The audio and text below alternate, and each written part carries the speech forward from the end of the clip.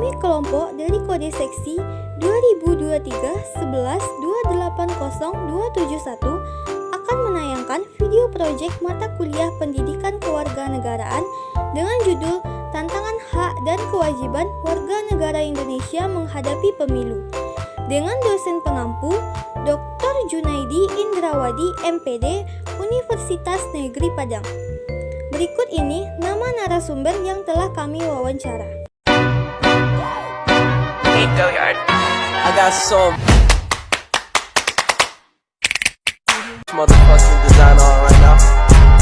Break it down, bring it back, make it clap. I got 3 old thoughts, new guap, where that day. Baiklah, di sini kami sudah bersama narasumber, salah seorang mahasiswa UNP.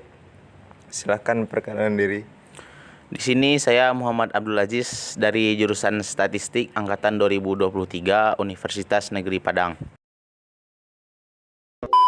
Mungkin di sini kami akan melakukan wawancara yang akan menanyakan beberapa pertanyaan. Pertanyaan pertama, bagaimana pendapat saudara tentang keadaan hak dan kewajiban warga negara Indonesia pada saat ini? Ya, terima kasih.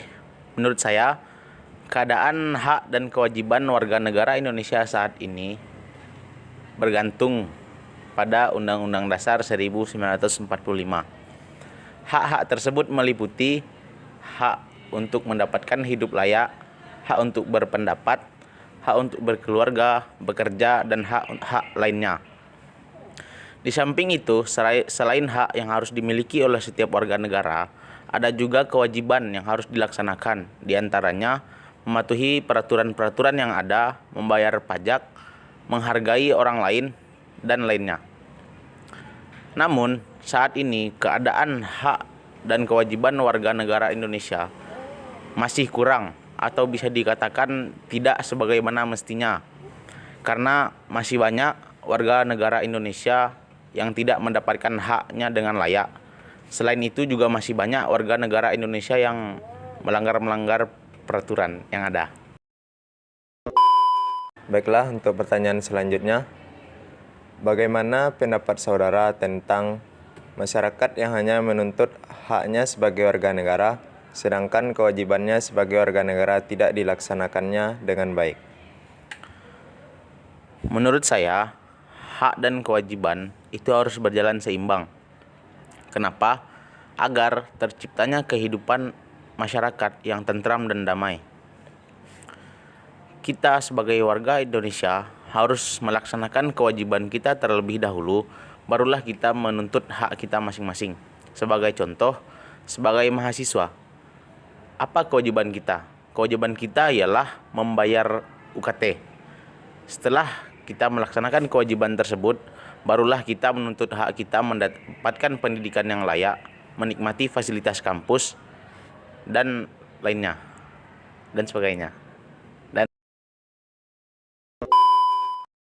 Baiklah, untuk pertanyaan terakhir, bagaimana menurut saudara tentang pemuda-pemudi yang tidak menggunakan hak pilih mereka dengan baik dalam pemilu atau golput?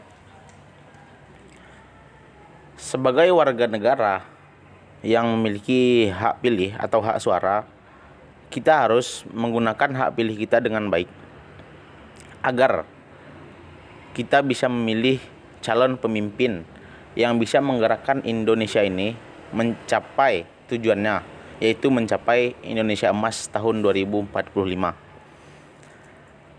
Saya dulu pernah mengikuti sosialisasi pemilu di Hotel Pangeran Basa Padang Panjang.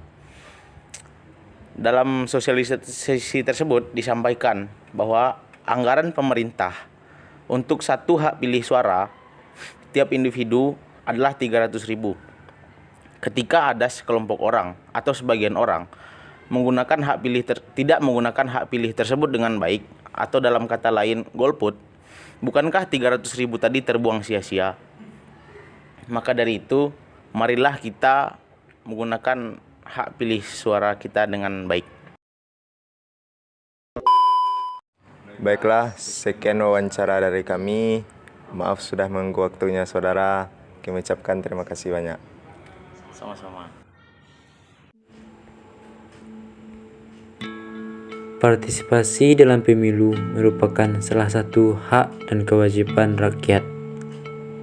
Setiap warga negara berhak untuk memilih dan dipilih sesuai dengan peraturan yang berlaku.